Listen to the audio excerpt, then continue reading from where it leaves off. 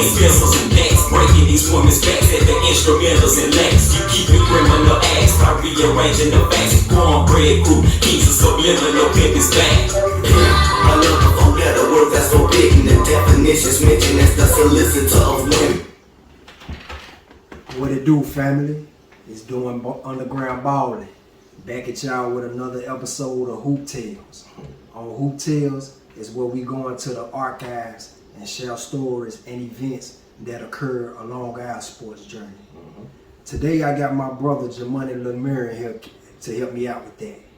To give y'all a little backstory on us, we met through the game of basketball at Brainerd High School. We started out playing JV together and then eventually made it to varsity. I looked at Money like a big brother, as a vet. You know what I'm saying?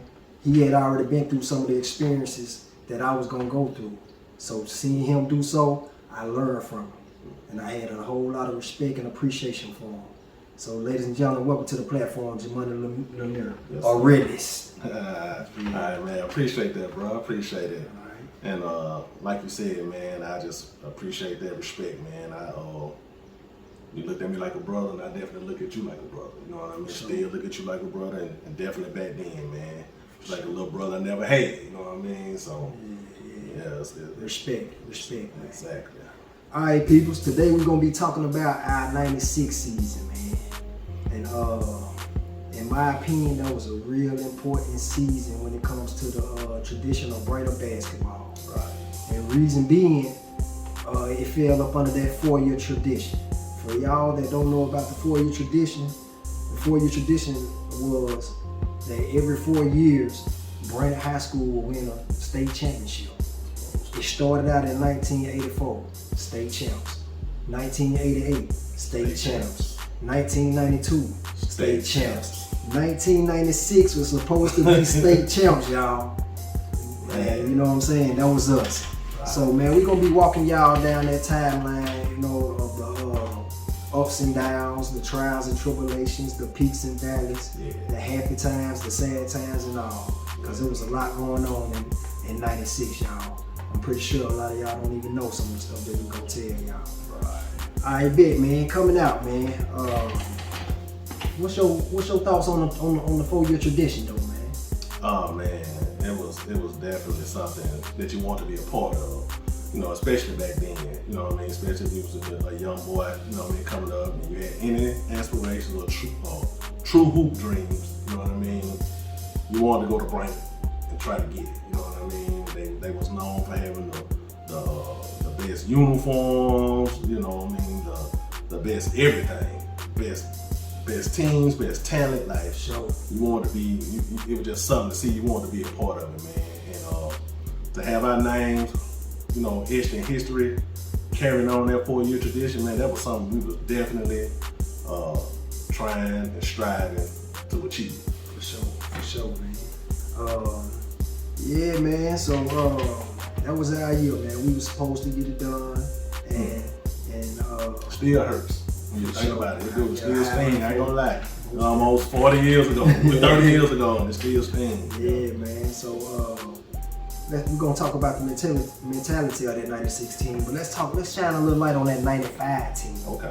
That '95 team, they made it to the state championship game.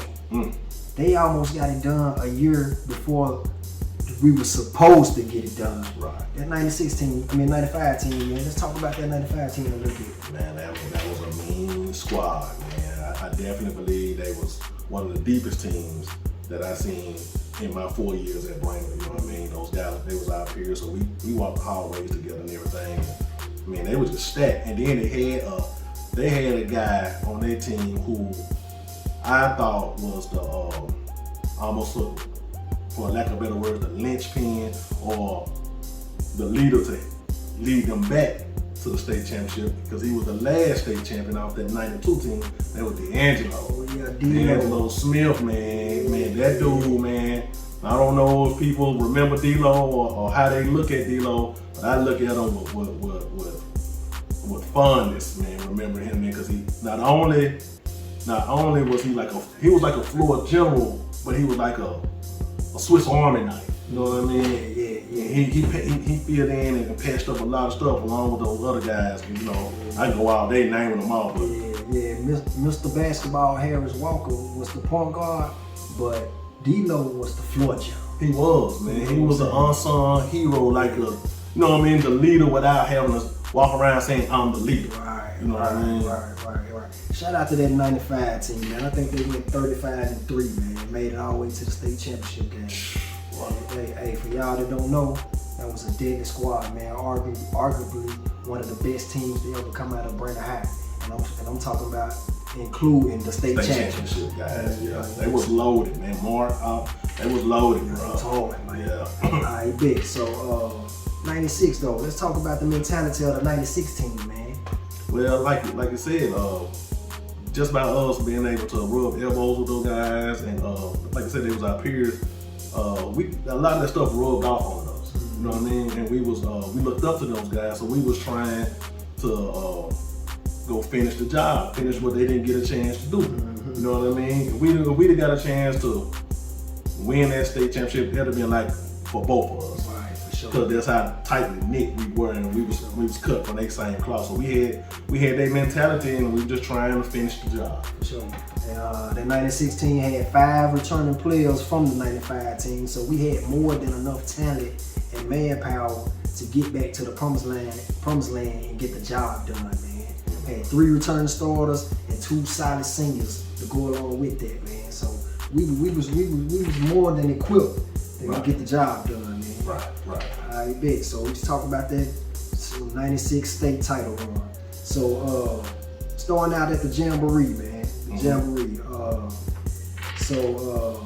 That was the first time that the 96 team was due to hit the floor. And for y'all that don't know, man, the Jamboree back in the day used to be live, man. That was a chance. That was the first chance for everybody in the city to see who had what. Right. If it was any new guys that's gonna be on the scene. But most importantly, that was the time where you see the highlight reel. When I say the highlight reel, I mean the dunk contest. The dunk contest took place in the layup line.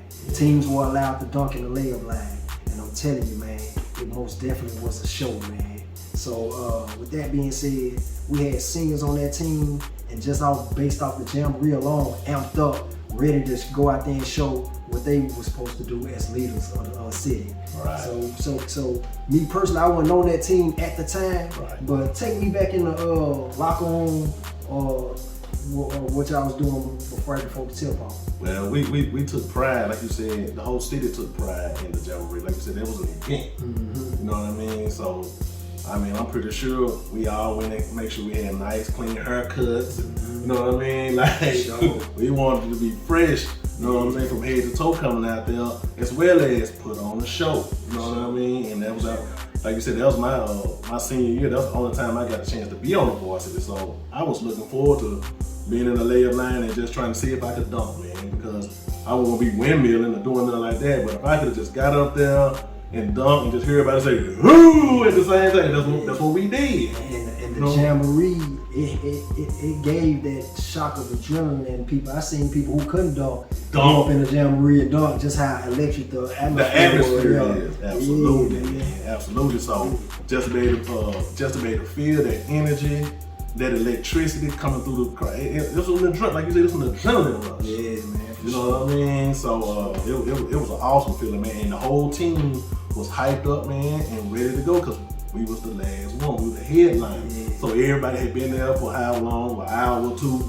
And we was gonna be the crescendo of that thing. You know what I mean? So we was hyped up about it, man. And if y'all in the comments correct me if I'm wrong, if y'all remember, man, I wanna say we was playing City that night. My man seemed to think we was playing Arts and Science. But I think we were playing City, man. And if we were playing City, now they had some high flyers over there too, man. You know what I'm saying? Yeah. Trees them were doing their thing that year too. So that most definitely was gonna be a heavyweight title fight in the Jamboree. Giving the people what they want to see early. Give the people what they want. Exactly. Yeah. So all right, man. Speak on what happened right before the tip. So if I'm telling you our adrenaline is pumping, imagine how 16, 17, 18-year-old young kids feel being extra hyped about something. Like Christmas or anything like that. Just you can't wait. You anticipate it. And then all of a sudden, man, you just hear and it's just getting loud and loud. I don't know if it's like some train tracks coming down the track or something, but you just hear a whole bunch of commotion.